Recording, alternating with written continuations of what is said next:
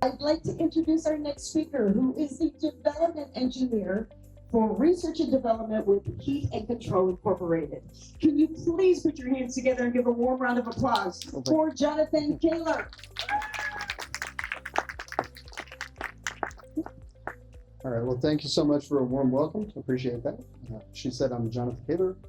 Been working in R&D with Heat and Control for some time now. And I'll just preface this to say, if you guys have stuff you want to go look at with me in your R&D space, or things that you don't like about your plant or your factory, we're not limited to just what you're going to see in this presentation. Come find us at the booth over in the West Hall. I have the number at the end, so you just got to stay around at the end to get the booth number. Yep. So thank you for the warm welcome. So I'm here because I'm passionate about helping customers fix problems that they have in their factory. So specifically, we're going to talk about the wastewater systems, recirculation systems within your process, things like that. That's kind of the focus of where we're going to be today. So the main two benefits that we like to see in these systems is going to be better uptime on your fryer, and certainly fresh water reduction, or if it's not a fryer, it can be other vegetable sorting and cutting operations, things like that. Okay. So in the last 5 years, Heat Control has been working pretty hard in the potato chip space. That's kind of where this presentation is going to be focused. However, this would apply equally to other vegetable and cutting operations, starchy vegetables especially, and we also have a lot of development in corn that I'll give a brief shout out to later here. All right, so typical process site, right, is going to have parallel methodology of freshwater addition. Right, so that's going to be where every separate unit op is going to have its own separate stream of fresh water. That's the way most of our factories run today. So in this case, we have whole potatoes, peeled potatoes, and then finished slices shown here. So that is going to result in ultimately more carryover of debris between unit ops, and you're going to use more fresh water than would be optimal. Alternatively, we have the cascade freshwater system, where we're going to put all of the fresh water where it matters the most, which is going to be on your last unit op right before you go into usually a cooking step or maybe a packaging step, something like that. Okay, so in this case, that's going to be a finished slices, where we're going to clean up that water, cascade that back to the peeling operation. We'll cascade that water back to whole potato, which is going to be washing or fuming, those types of things, where the water is going to get more dirty the further back you go in the process. Okay, customers that we've had have experienced fresh water savings as high as 90%, or as low as 75%. So it's kind of the nice way of saying that drastic reductions in fresh water have been seen in all of our plants that we've installed these types of thinking and methodologies in the water handling systems on potato chips. Okay, so now that we've kind of talked about what the cascade recirculation water system is, let's get into the details. So at the top of the slide, we have an arrow from the left to the right. It's going to be your fresh water, right? You're going to add that on the left side, and then you're going to cascade that over toward the right. Below that is your product flow. The water is going to cascade counter to the product flow, right? So we go from raw operations, peeling on up into slice washing. So how do we enable this water savings? So in the first step here in slice washing, we have a picture of a Heat and Control gentle wash system coupled with a SWISM. That stands for Slice Wash Support Module. So that piece of equipment runs very high flow rates. We have shown there at 400 to 1200 gallons a minute. We work through those in various sizes, and I can show you some of that back at the booth if you would like. But this is going to enable very high recirculation rates within those water volumes, right? Because we're recirculating a lot of water and we're filtering it very aggressively, we don't have to add very much fresh water to these unit ops to dilute, I guess the solution to pollution is dilution, right? We've all heard that. If you can filter and clean water very, very effectively, you don't have to use dilution as your primary method of reducing the carryover debris and other junk in the wastewater streams. Okay, so next in our cascade, we have the abrasive peelers, shown here as a continuous peeler. This applies equally to batch peeling or abrasive peeling. And coupled with that unit op, we have a prism. It's going to be a process for peeling recirculation support module. So it has markedly less flow than a SWISM. It's a smaller piece of equipment. We do sell these in various sizes, but they're specialized at handling abrasive.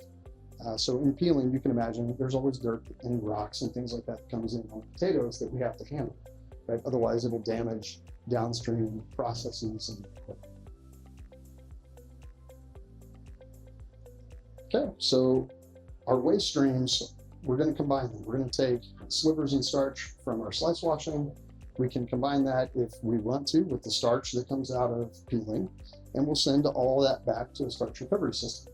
As shown on the screen, we have a cyclone bundle. You can see a centrifuge there. Some people prefer to use a vacuum drum. We're comfortable with various methods of starch removal and starch recovery, and that is an integral part of this process of getting those high-value waste streams claimed back and sell them to somebody. Right? One of the options, and we see people that do this, is you can take these waste streams and sell them to a farmer.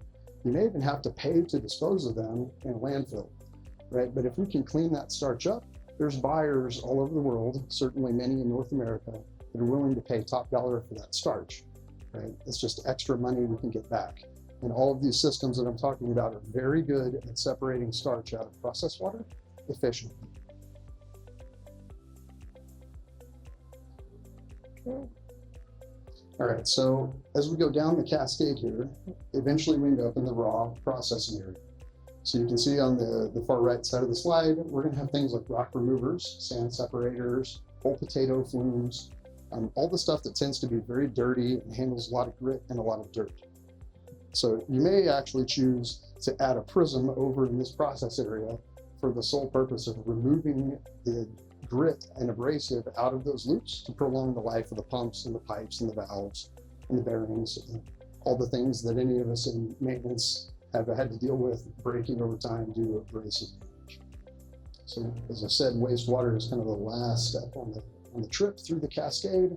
And when we do get to wastewater, we want to send as little debris in that water as we can to make your wastewater systems either have longer times between having to run or just have an easier time handling all the debris. We'd rather sell the waste if at all possible, or remove it and get rid of it in a way that's cheaper than running a traditional big wastewater system.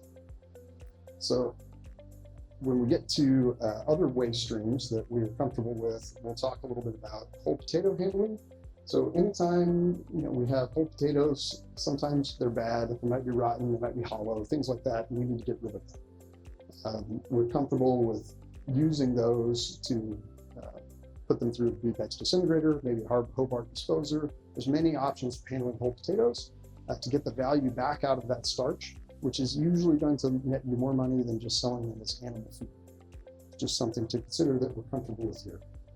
So I've shown just one very simple version of this cascade system, perfectly comfortable working with you guys in any of your particular sites or needs to get through the details. There's a million different ways you can plumb these and work the water around the plant.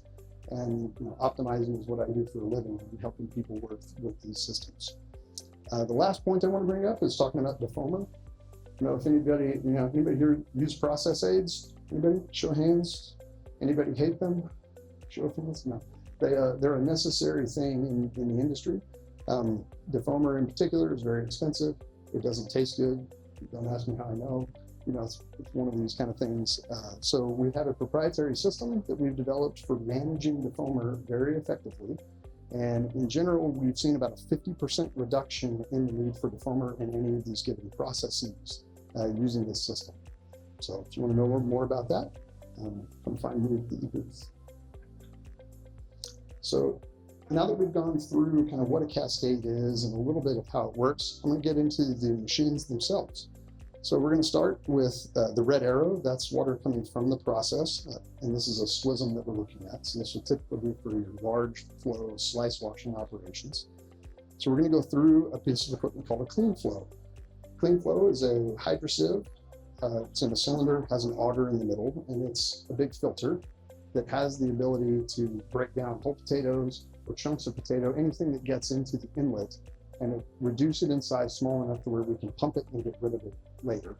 But this is your primary filtration step. It's going to run that 1,100 plus gallons a minute and get all of those fines out of the process. So if we follow the green arrows, it's going to go to a process pump and a hydrocyclone pump. Process pump, that's going to be filtered water where you take that typically to a flume, slice flume. Right? It's going to be clean, relatively clean water, high volume, low pressure, things like that. The cyclone pump is going to push the water through a heat and control proprietary hydrocyclone bundle. So that bundle is, you can actually see one, we have it here, but it's trapezoidal in shape, and it's engineered to have very consistent cyclone performance all the way through the stack. That's why it's not just a big round vessel like a traditional hydrocyclone bundle you might see in like the oil field industry, for example. So this bundle is going to remove starch and grit for a minimum amount of electricity, and pressure savings there, and separate that water, and we send that back to the process. That's going to be your cleanest recirculated water. That's light blue arrow. The underflow is the little red arrow coming out of the bottom of that hydrocyclone bundle. It's going to be your starch concentrate. These systems are designed to handle a very wide range of starch concentrates. That's something we would get into if you want to look at this in detail in your particular factory or your system. We'll sit down and actually do the math together and determine what those would be. So that starch is going to be combined with the slivers that come out of the clean flow, and we're going to pump those back to starch recovery together. You might ask, well, okay, why would you do that? The positive displacement pumps that we like for controlling volume coming out of the system work very, very well on starchy water. So we get a benefit of having better positive displacement pump performance. We also have the added benefit of all the water that's included in the starch can be used as push water for the slivers. So the more concentrated we can make our waste streams, philosophically, right, the less fresh water we have to use, because now there's less water leaving, we don't have to put as much back in. Does that make sense? I see a few head nods. Okay, good. So to tie this down to an actual SWISM here, so I'll kind of run over off to the side here. Sorry to everybody on the left side.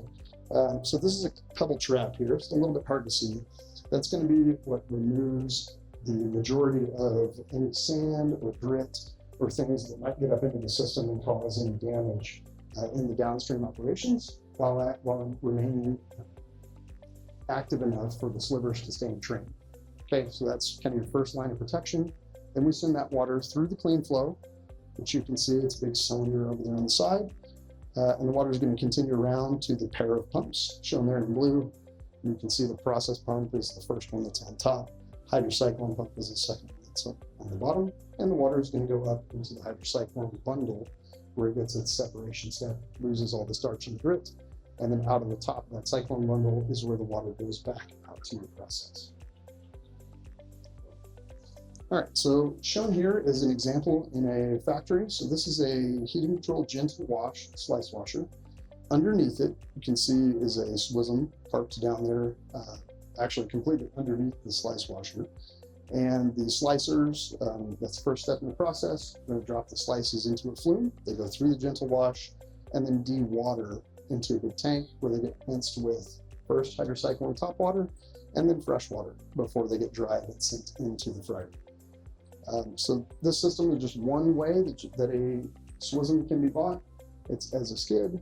We've also installed these in various pieces around to accommodate either very low profile systems or even systems that have no room on the factory floor. So we break them apart and we can remotely locate any of these components to suit needs in people's factories. Most of our business is with retrofits. So I'm very familiar with shoehorning SWISMs into very small spaces and splitting them apart if need be. Okay, we won't spend too much time on it, but here's a clean flow. You can see the inlet is on the far right side, the outlet is on the left side. You can see in there part of the grinding disc that's going to take care of any of the big whole potatoes or big chunks that might make it into this system. The inlet and the outlet are both rotatable, so we can clock those to fit the handiness of your particular needs at your site.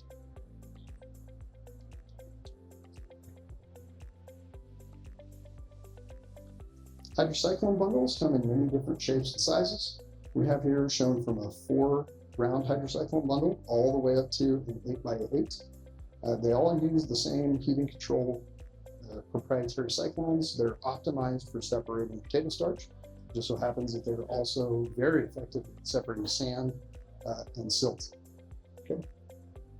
The flows are going to be from about, let's say 40 gallons a minute, like on a little 4 cyclone bundle. An individual one is 17. I have that on the slide there. If you really wanted a single cyclone, sure, we'll do it for you. We have one as our test rig, all the way up to 1,100 gallons per minute. Key feature of these is they run at about 25 psi at differential pressure. So that's about a third of what the competition is. So if you think about pressure is directly correlated with your electricity needs. So if we can run on a third of the pressure, we're running on a third of the electricity. Something very important when we come into sustainability and making sure that we have economically responsible solutions. The prism is shown here. We'll go through it briefly. It's philosophically very similar to the SWISM. We have the red arrow coming from the process where the water is lifted up over a static hydrosieve. Again, this is designed to handle abrasive, so moving parts are not a good thing in an abrasive environment. And that water is going to be filtered through that hydrosieve and then put through a cyclone pump, through a cyclone bundle, and we'll send that clean and separated water back up to the process. And the waste streams, we have a couple of choices with. So that waste stream, especially in peeling, is going to have a lot of dirt and sand in it, and also starch. So depending on what the rules are for your particular starch buyer, you can usually get away with blending this back in with your white starch from slicing. But that's something we would handle on a plant-by-plant basis. This waste stream can be sent directly to starch recovery. We can send it down the drain with the peel waste. You can do whatever you need to with it. Prisms, we configure them to have wet peel waste discharge if you're using the drain system, or dry discharge if you're going into a bin or a screw press or something like that. So shown here, I have 2 different types of peeling systems. So we have batch peelers on the left, continuous on the right. So if we just trace from our 6 batch peelers, the runoff from those is going to be collected into a return pump, put up over the prism for its filtration step, and then the natural pressure left over at the top of the cyclones is enough to push that water back out into the system. So I like to minimize the number of pumps we have whenever I can. It's one less thing to maintain, one less spare to put on the shelf. Right? It just helps in all aspects and keeping the system simple. And there is a selection of valves for that water. If a given peeler is not actually running, well, why would we send water to it? We can let someone work on it or anything that needs to happen if there's no water going to that. On the right side, same thing applies to continuous peelers. The brushes are up there shown in green. As you can see, we're going to take the water that runs out of those peelers into a collection tank where we lift it with a return pump up into the prism. This prism shown here is a little bit bigger, and that's going to be processed through the hydrocyclones and sent back out to the line via manifold. If you have any interest in aggressive cleaning in any of these peeling systems, I don't have details on it here, but I'm happy to talk about it later with you. We have systems that can very aggressively use recirculated water at high volume and at high pressure to clean brushes and clean abrasives, be that in a batch peeler or in a continuous peeling system. So far to date, it's been well loved, and it's saved a lot of just work for operators trying to clean things that are traditionally hard to clean. All right, let's switch gears a little bit to corn here. So this is a recycled push water skid. So for any of you guys that are in corn processing, you know, the water situation is a little bit different than it is over potatoes, right? The starch is all cooked usually by the time we're dealing with it. So we handle these water situations a little bit differently. So on the right side, I have a picture of on the top, a retrofit skid, and then below that would be a new install. So we're going to use a corn removal system. That's the little gray or yellow vessel, kind of looks like a funnel in there. And we're going to typically use the recirculated water in a corn system to push water from the soak tanks up to the washing step. Right? We can take all of the corn washing water if that's what's desired, clean it up good, and then use it as push water. Typically, I would see somewhere in the ballpark about a 12 gallons a minute savings on that. This is going to vary plant to plant, and there's other options you may have for using that same recycled push water if you would like. So we're getting into the corn space more deeply, so I will put in a plug and say if anybody here wants to do development projects with us in corn space, or certainly potatoes, both of those would be appropriate. Just come talk to me, and we'll get involved with you on those. Same as on the potato systems, there are many options available. We can plumb these in the way that you need. All right. So we'll give a quick recap here of what we're talking about. So on reducing freshwater consumption, right, the main bullet point is we're aggressively filtering and cycling that water, and that enables the capture of starch much better. Okay, we're reducing energy consumption by using high efficiency cyclones, and that enables very high flow rates, which in turn improves our process performance. Right? More scouring velocity means less settled out debris.